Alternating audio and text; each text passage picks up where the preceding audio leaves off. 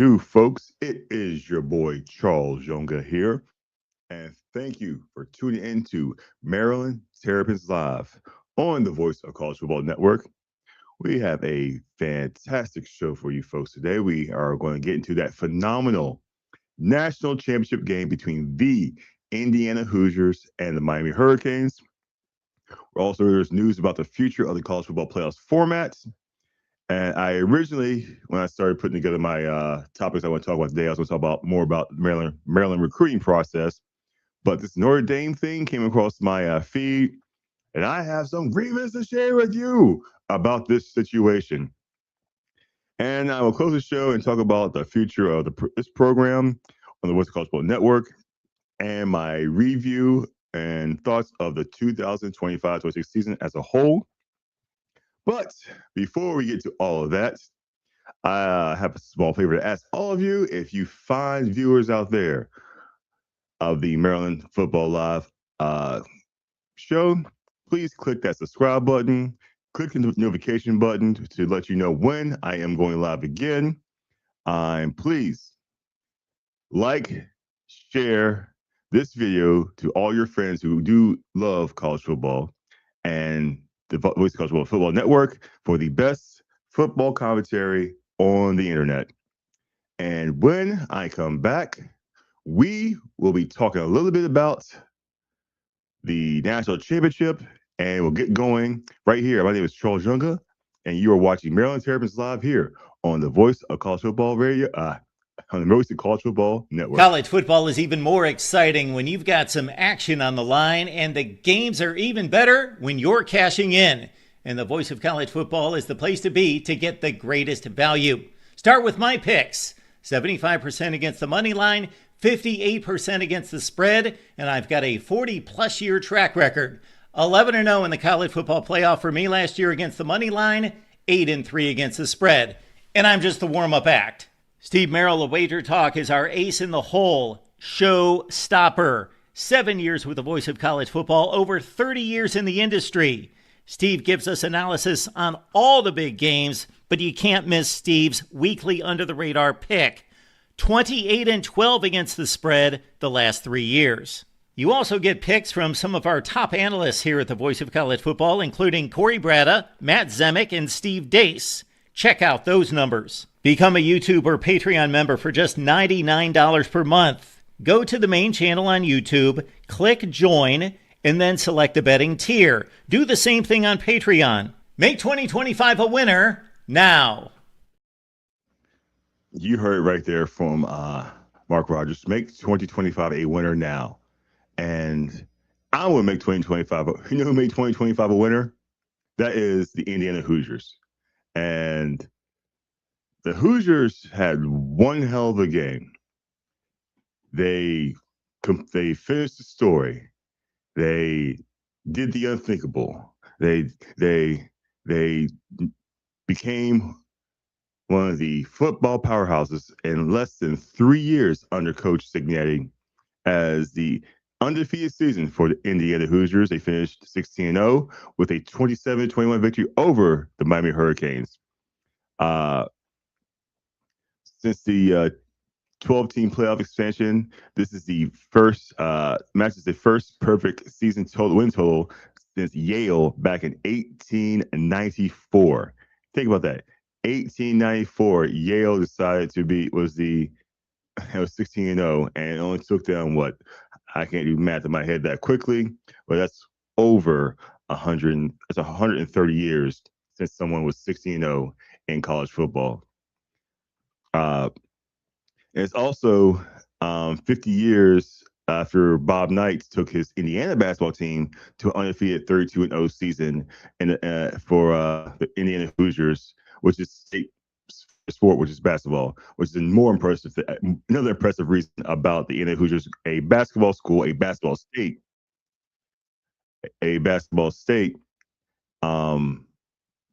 dominating college football. So give much credit and much success to the Indiana Hoosiers, who, like I said, dominated a 16-0 season on their way to a national championship.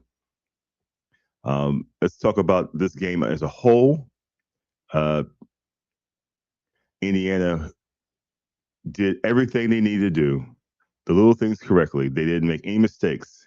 If you look at the stat line, somehow Miami had more total yards, more passing yards. A few Indiana led them in rushing and yards per play. Miami led them at 6.5 to 4.4. But if you break down the numbers a little bit more, first downs, Indiana won that 20 to 15. Third down conversion rate, 16 of 16 versus 3 of 11 for Miami. Fourth downs, both were perfect, but Indiana went 2 for 2. Miami went 1 for 1. Total plays. This is what's going to get you your total plays, 72 plays, which led to Indiana's time of possession being 35 minutes and 20 seconds to Miami's 24:32. And the one key thing is that games can be decided by turnovers, and Indiana did not turn the ball over while Miami had an interception thrown by 87-year-old Carson Beck. I kid Carson Beck's age. Everyone was talking about how Indiana is a grown team. They're all grown men. They're not college players. Average age is just under 24. Um, but Carson Beck is not a young man either. He's up there in age.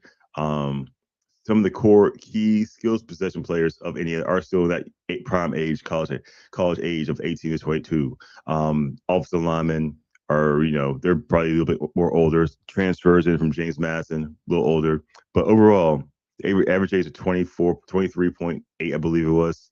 Average age of Indiana. Doesn't matter. At the end of the day, is what do you do on the field? And people want to make excuses. People want to do asterisks, but this team did everything it needed to do to win this game. Heisman winner Fernando Mendoza was 16 of 27 for 186 yards, no passing touchdowns, but he did have a great run in the fourth quarter that possibly sealed the game for this team. Um, for his team that gave them the lead. Bringing it back up here, the complete story from the College Football Playoff website.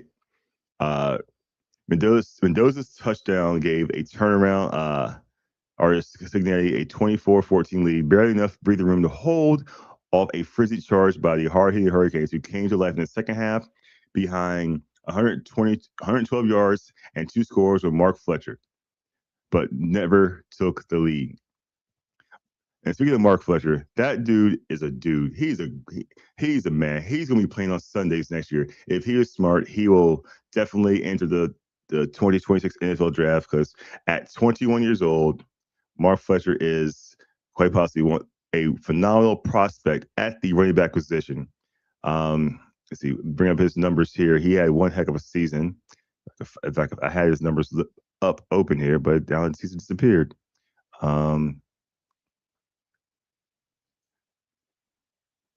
Mark Fletcher. Where did I put his stats? I had his stats ready to roll, but we'll get back to him.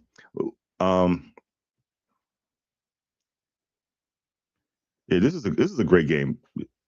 All to be honest, it was one of the most fantastic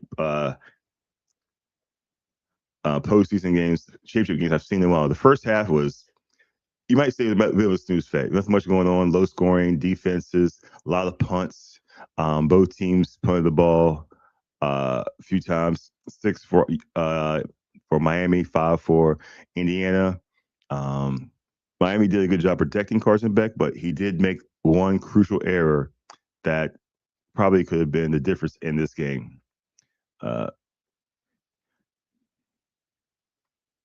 Here we go. Mark Fletcher's stats. Going back to Mark Fletcher, excuse me. On the season, he had 216 carries for 1,192 yards, 12 touchdowns, which is tied for third. He averaged 5.5 yards a carry. He's a 6'2", 225-pound running back from Fort Lauderdale, Florida, junior, and he's 21 years old. If he is smart, he's going to take his talents to the next level. As he in the playoffs, he had against Ohio State, he had 19 for 90 for 44.7 yards a carry. Against Ole Miss, 22 for 133, 6 yards a carry. And then against Indiana, 17 for 112, 6.6 yards a carry, and 2 touchdowns with a long of 57. In his last 4 games, he had two 50-plus yard runs, which are ridiculous. And so he's got that breakaway speed, et cetera, et cetera. While on the other end, on the winning team, Indiana, they had nothing spectacular when it comes to offensive explosion. Like I said, Mendoza only had 186 yards rushing and passing. They were outgained overall by Miami, by the U in total offense.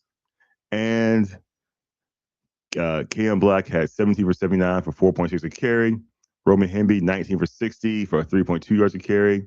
Fernando rushed 7 times for 8 yards, but he did have that one rushing touchdown. Omar Cooper Jr., probably one of the best receivers on the team, 5 for 71 for 14.2. Charlie Becker, 4 for 65 for 60.2. And Elijah Surratt had 3 for 28. Jamari Sharp, who is the Hoosiers' probably best defensive back, he follows Signetti from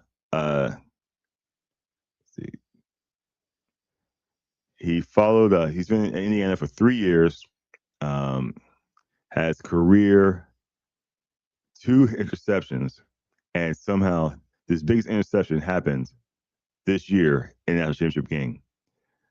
This kid is 6'1", 187 pounds, junior out of Miami, Florida, who found significant playing time in a system, in a state that's not his home. You would think great Florida schools keep their players in-house, but this kid was able to escape and able to go to another school, shine, and be seen on the biggest stage, and he also will be playing on Sundays. So overall, this game was one of those games for the ages. Slow start, build to a crescendo, and boom, 27-21, your new national champions, the undefeated Indiana Hoosiers in football. And before I go to break, I want to just say this is the prototype moving forward. Indiana is the prototype. Yes, you can stockpile with 4 and 5 star recruits that are 18 years old coming out of high school, but they are still high school kids coming into a new world. They don't know any better. They don't know what's going on. They don't know the world. The transfer portal is where you're going to win that's how you're going to win championships from moving forward. Those guys, your late bloomers, the guys who were not as highly recruited coming out of high school, but yet they find the right situation that increases their level of play, that shows them that they can be able to show their talents on a grand stage. You have coaches like Signetti, who all he does is win, no matter what. He said in his press conference when he was hired at there, I just win. Google me. Think about that. The confidence in this man. You would think someone who's just won that championship would be happy and excited, but he also has that look on his face like, it ain't over yet. This is just the beginning. We have only just begun. So congratulations to the Indiana Hoosiers. Congratulations to the Miami Hurricanes, who might have basically single-handedly put the ACC back on the map as one of the top contenders in the Power Four conferences. And speaking of the Power Four conferences, when we come back, we're going to talk about the format of the college football playoff has been extended for the 2026-2027 season. And we'll talk about the inner workings of that when we return right here on the Voice of College Football. Right here on Maryland Terrapins Live on the Maryland Terrapins Live here on the Voice of College Football. I am Charles Yonga. Stay tuned we'll be back with more here on the Voice of College Football Network. College football is even more exciting when you've got some action on the line, and the games are even better when you're cashing in. And the Voice of College Football is the place to be to get the greatest value. Start with my picks. 75% against the money line, 58% against the spread, and I've got a 40-plus year track record. 11-0 in the college football playoff for me last year against the money line, 8-3 against the spread. And I'm just the warm-up act. Steve Merrill of Wager Talk is our ace in the hole, show stopper. 7 years with the Voice of College Football, over 30 years in the industry. Steve gives us analysis on all the big games, but you can't miss Steve's weekly under-the-radar pick. 28-12 against the spread the last 3 years. You also get picks from some of our top analysts here at the Voice of College Football, including Corey Bratta, Matt Zemek, and Steve Dace. Check out those numbers. Become a YouTube or Patreon member for just $99 per month. Go to the main channel on YouTube, click Join, and then select the betting tier. Do the same thing on Patreon. Make 2025 a winner now. Make 2025 a winner now. And you know who made 2025 a winner this past year? That is the college football playoff. Ladies and gentlemen, say what you want about the format of the college football playoff and who gets in, who doesn't get in, et cetera, et cetera, et cetera. I significantly enjoyed this postseason. There were some upsets. There was some drama. The smaller schools getting their opportunity to show themselves on the big stage. Not always catering to the SEC, because the SEC has been living off a reputation for way too long versus actually living off what they do on the field. You can't have a real national championship when you have the Alabama plays Georgia 3 times in a year, regular season, SEC championship, and then they play each other again. That's not competition. That's just marketing at its best. It's like the Dallas Cowboys saying they're still America's team when they have not won anything in 30 years. So the college football championship has decided to extend its the college football playoff management committee extends its current format through the 2026-27 season. This is reported in Irving, Texas, as it comprised of 10 FBS conference commissioners, and the director of athletics at the University of Notre Dame announced today that it will continue its 12-team playoff format, and decisions provides additional time for evaluation and discussion on the current format and potential changes in the future. Under the terms of the agreement of the Management Committee's 2024 operating agreement, the 2026-2027 season format will feature 12 teams based on conference championships and final rankings in the CFP selection committee. First round games will be played on campus sites, followed by quarterfinals and semifinals hosted by CFP Bowls, and a national championship game, which will take place at Allegiant Stadium in Las Vegas, Nevada on January 25th, 2027. By the way, on a side note, my wife and I went to Allegiant Stadium for a game. It was the Vegas Raiders versus the Indianapolis Colts. It was Jeff Saturday's only win as a head coach in the NFL when he was coaching the Colts. It was a fine stadium. The game made the stadium look worse, I guess. But I digress. Moving on. Here's here. After an ongoing discussion about the 12-team playoff format, the decision was made to continue with the current structure, said Rich Clark, executive director of the College Football Playoff. This will give the management committee additional time to review the 12-team format so they can better assess the need for potential change. While they all agree the current format has brought more excitement to college football and given more schools a real shot in the postseason. Another year of evaluation will be helpful. In that statement, I think it's pretty smart to give them another year to fix it, because there were talks about going to 16 to 24 next year, which I believe would have been too soon of a jump, because then you'd be rushing, emotions would get involved, and etc. So I believe that this is a smart idea by the committee. Now, if they make the right decisions, is the question. Will they make the right moves of deciding who gets in the tournament and who is excluded from the tournament? And that is the problem we're going to find here, is that we're going to talk about this in the next segment, about schools like your independents, like your Notre Dames, etc., who don't play in a conference, who have great season. Where does that put them in? Where does that put them into the playoffs? We don't know. We'll never know. Well, we probably will know next year once Notre Dame. I'm going to save this for the next segment because there's some thoughts are coming in my head. I don't want to get ahead of myself, but congratulations to college football playoff management committee on extending the format because it was a great format. They want to get the excitement that you get in the NCAA tournament, basketball tournament, where you see your 5-12 matchups, where you see the upsets, where you see the Cinderellas. They want to bring that excitement to college football. And there's a lot of old fogey, old heads who think that no, this is not how you do it. This makes the regular season worthless. Like, no, it makes the regular season more important. You have to win your games to get in. At the end of the day, you're not going.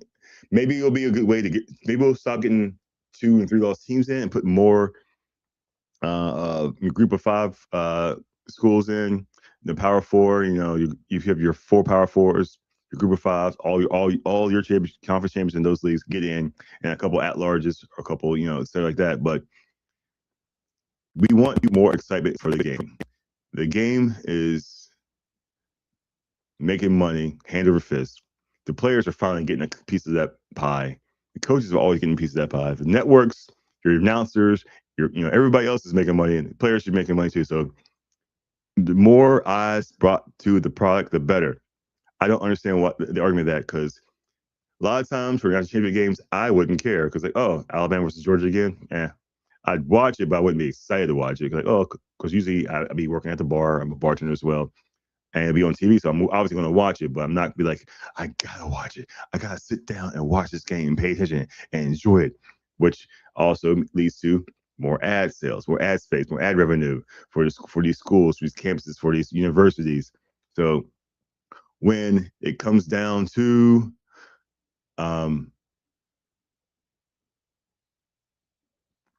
the future of college football, it's nothing better than keeping the format as is and possibly expanding to 16.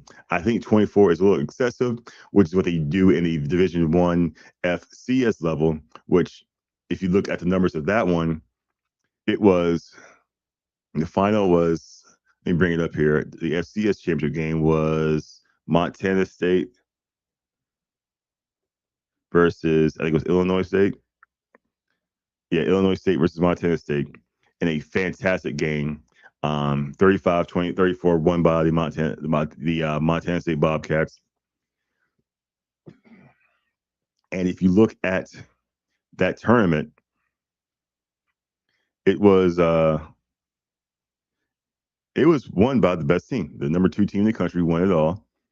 Illinois State defeated the number 1 team in the country, the Alabama of that era, the North Dakota State Buffalo, Bison Buffalo. I always forget that sometimes. I get confused sometimes. Yeah, and like they had a first round upset, and they ran the table, went to the final, and came up 1 point short against the eventual champion. And that seemed to be a fantastic tournament. Breaking down, if you look at everything that happened in that game, it was on ESPN, big ESPN, ESPN Plus. It was on Canada on TSN. You had some big guys playing. You had some big announcers in Brock Osweiler and Dan Fleming, who were your color commentator and play-by-play guy. Tennis was 24,000. So if you look, Montana State was favored by 10.5, and they only won by 1. So think about that. Now, and that's a 24 team bracket. Now, if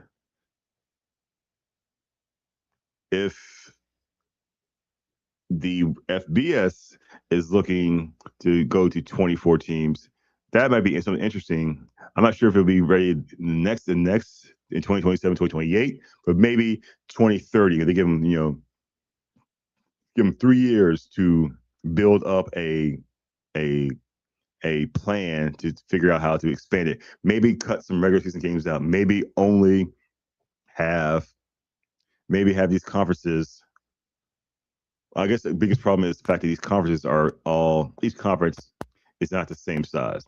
You have the Big Ten, which is 18 teams, the SEC, which is like 17, 18 teams, something like that.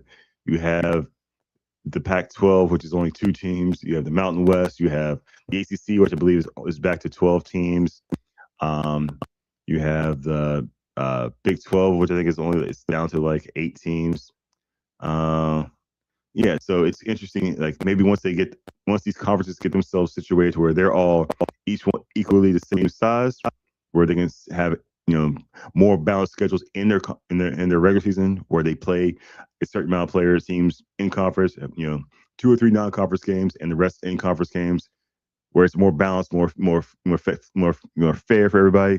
It'll be easier for them to potentially uh, field a legit field of 24 team postseason, because it's how it works in FCS. We have You have first round. You have the top seeds have a first round bye, and then the at larges and the lower seeds play each other. Like I said, it ended up being the number two team. I'm sorry, you have a play-in round. Excuse me, you have a play-in round. Then you have the first round, which is kind of first round's a play-in round, and those two winners of those teams play the top seeds. So, and the fact that Illinois State beat North Dakota State in the first round, and they proceeded to run the table to the championship, to only lose by one team. How exciting would that have been if that would have been something like James Madison or Tulane were somehow able to upset the number one seed in their playoff bracket and run the table to the next championship. That's something that we love here in sports. We love the underdog making the run. Obviously, you don't want the underdog making the run every time, but the underdog making the run here and there is a great way to promote the sport. So when you come back here on Maryland Terrapins Live, we're going to talk about the one thing about this format that really grinds my gears, and that is whiny, crying little Notre Dame, Mr. Preferential Treatment, which everyone gets a trophy, Notre Dame, and what they have in their favor in the college football playoff. Right here on Maryland Terrapins Live, I am Charles Yoga on the Voice of College Football Radio Network. That's Radio Network, and I'll be right back. College football is even more exciting when you've got some action on the line, and the games are even better when you're cashing in. And the Voice of College Football is the place to be to get the greatest value. Start with my picks. 75% against the money line, 58% against the spread, and I've got a 40-plus year track record. 11-0 in the college football playoff for me last year against the money line, 8-3 against the spread. And I'm just the warm-up act. Steve Merrill of Wager Talk is our ace in the hole, show stopper. 7 years with the Voice of College Football, over 30 years in the industry. Steve gives us analysis on all the big games, but you can't miss Steve's weekly under-the-radar pick. 28-12 against the spread the last 3 years. You also get picks from some of our top analysts here at the Voice of College Football, including Corey Bratta, Matt Zemek, and Steve Dace. Check out those numbers. Become a YouTube or Patreon member for just $99 per month. Go to the main channel on YouTube, click join, and then select the betting tier. Do the same thing on Patreon. Make 2025 a winner now. Making 2025 a winner now is, we probably have to update that soon, but it should be 2026 a winner now, because it is 2026. It is January 23rd, 2026. I am Charles Younger here on Maryland Terrapins Live on the Voice of College Football Network. And I want to talk about this topic that's coming with the fact that the extension of the college football playoff format for one more year, and that is Notre Dame's preferential treatment. This school appears to get everything that goes its way. For as long as I've been watching college football, I've noticed that Notre Dame seems to always get these preferential treatment. Always seems to be like, yeah, they're Notre Dame. They're the end all be all of college football.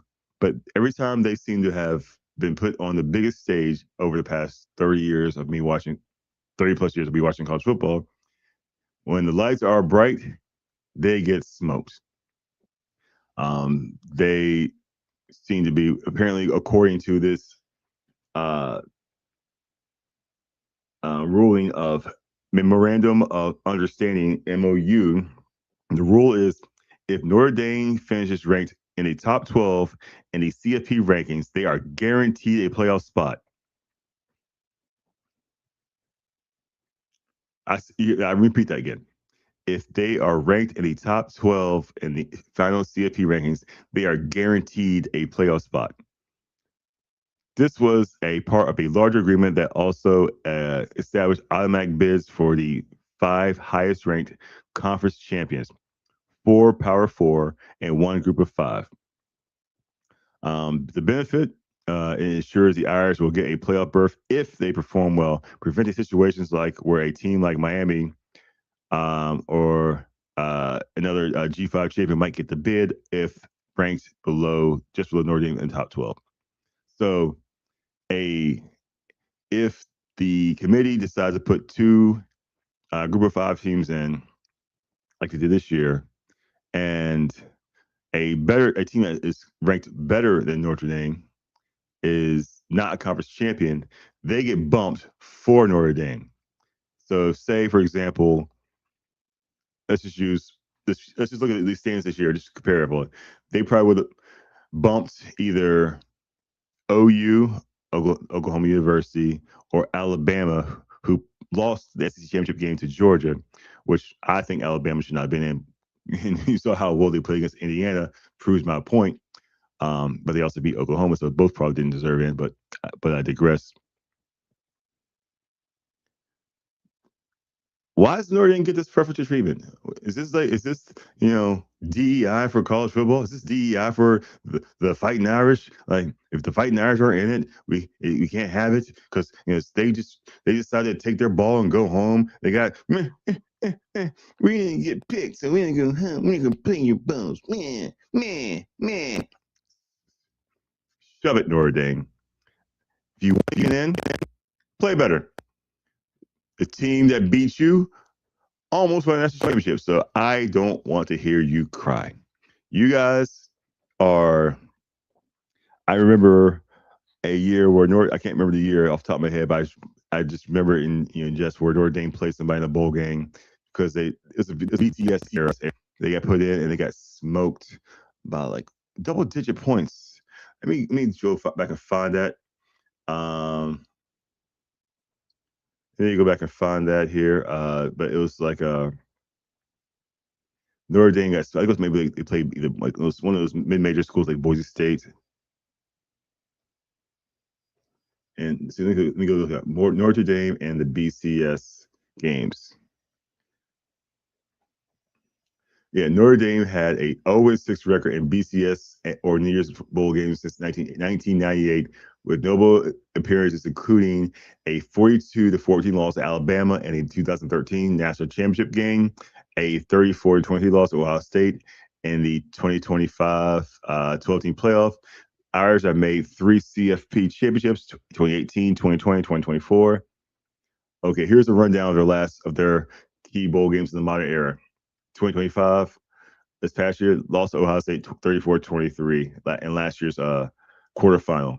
The Rose Bowl in 2021, lost to Alabama 31-14. The Camping World Bowl, I'm surprised they didn't cry ways out of that one, but they somehow beat Iowa State 33-9.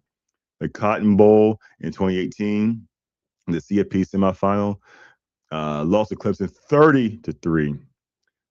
The Fiesta Bowl in 2026 lost to Ohio State 44-28. The BCS National Championship game in 2013 lost to Alabama 42-14. The 2007 Sugar Bowl lost to LSU 41-14. And the 2006 Fiesta Bowl lost to Ohio State 30-21. Is it funny that their only win was against a team that is not considered a national power in Iowa State? I'm just asking the question. The only team they beat in that run was a non-contending, a national championship contending Iowa State, but yet Notre Dame expects to be in the college football playoffs just because they're Notre Dame. Where else in the world do you get that kind of treatment? Don't answer that question because I know we can go. That's a rabbit hole we can all go down. But the fact that Notre Dame is somehow their temper tantrum this year got them what they wanted. What's that teach the kids? What does that teach the kids? If you cry, whine, complain, you get what you want, but only if you have enough money to, because Notre Dame has a lot of money, that NBC deal. This Like, why is Notre Dame in a conference in every other sport except for football? Because they don't want to share that revenue, right? They have that NBC deal. But you know what? Everyone's on TV now. Streaming services. ESPN 1, 2, 3, 4, 5, 6, 7, and the Ocho. Fox Sports 2, 3, 4, CBS Sports, you know, Fubu, whatever other service that you have, TSN up there in Canada, when they watch our American sports internationally, every team is on TV. And you look at some of these smaller schools, they're getting some recognition because they are getting some of the talent that didn't want to sit 2, 3 years behind other players and want to play immediately, which raises levels of competition up across the board, where more teams have the opportunity to compete at the highest level of college football.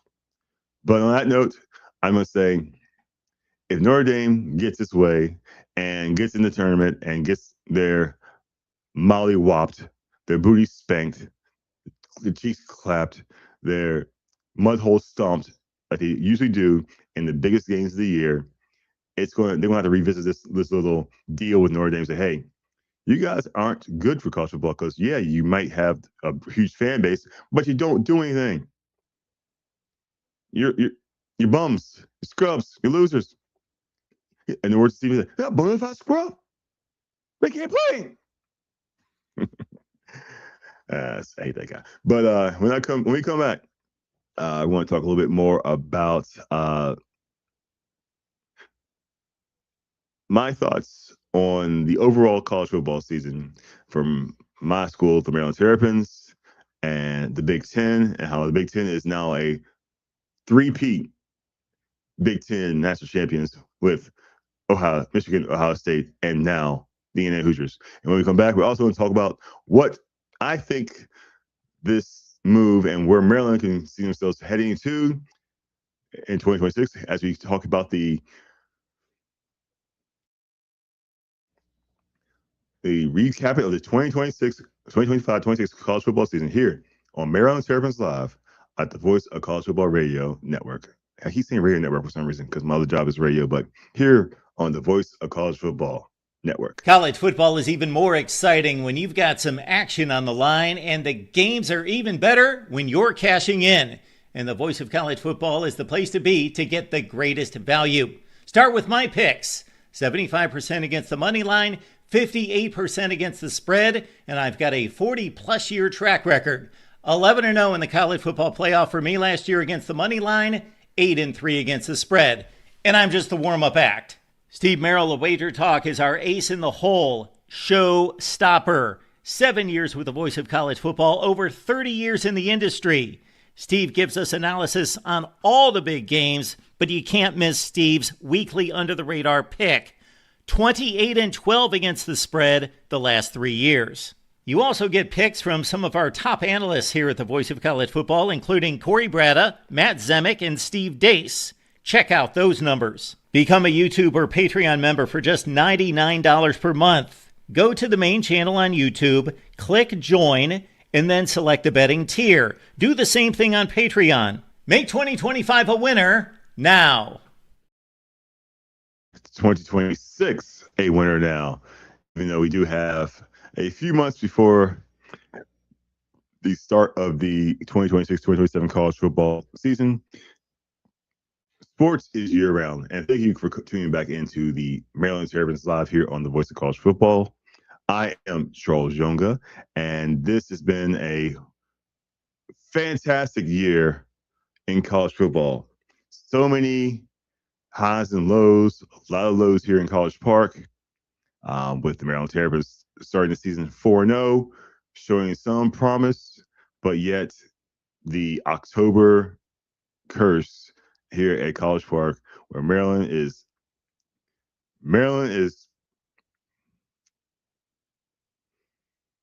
how do I say this without being offensive or mean or probably violating some FCC code? October, November, December, Maryland is one of the worst football teams I've ever seen play.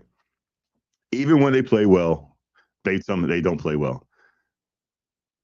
4 consecutive games leading the second half to fourth quarter losses. Blowout loss to Michigan and Indiana. The school is doing its thing to rectify that situation by improving its status in the state, having some of the best athletes stay in Maryland and play for the School of Maryland. So the year review of 2026 for the Maryland football is basically simple: is I give it a solid F. And I say F, it means they failed because they failed to meet my expectations of this team after what I saw and what I've seen from preseason to the first 5 games of this season, where they showed promise, they showed skills, they showed fight, but yet overall team talent depth was not there to compete at the biggest at the higher stages of college football against some of the better teams, such as in the Big Ten Conference, such as Washington, Nebraska, um, Indiana. It's the games we lost where we had leads should not have happened. Um,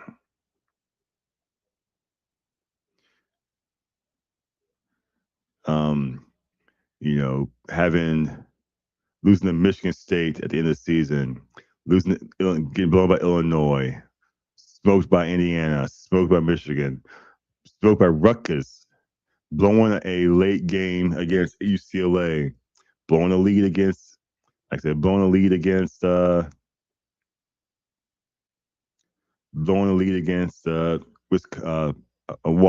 blowing a lead against Nebraska. It was not good. And it was a terrible way to finish the season, 8 consecutive losses to finish the season. But I've been saying this all week with Zion Elliott coming into that defensive front is going to be huge. Several other players, we're going to go more into depth next week about each individual player and what they bring to the team when it comes to our recruiting class and our transfer portal. But Maryland season is F. College football season as a whole in 2026, I give it an A because Indiana, we should have saw this coming starting from when Signetti took over there.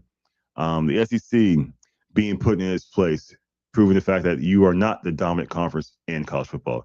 You have some good teams, but you guys don't play anybody but each other. And to be honest with you, I don't think the depth of the SEC, I think it's overrated.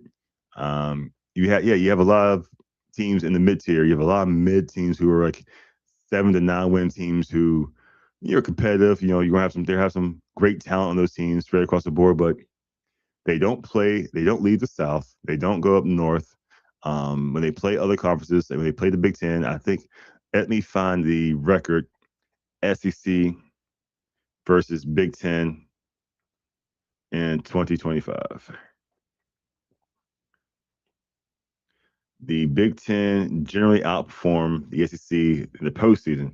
Big Ten teams winning key bowl games and placing highly in national rankings, while SEC struggled in bowl games, 4-10, despite strong regular season talent. Through the SEC, teams dominated ratings. That's what it is. The ratings are SEC, but the actual talent's Big Ten.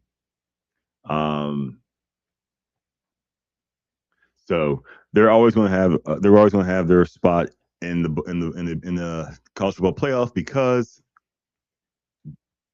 drum roll, please.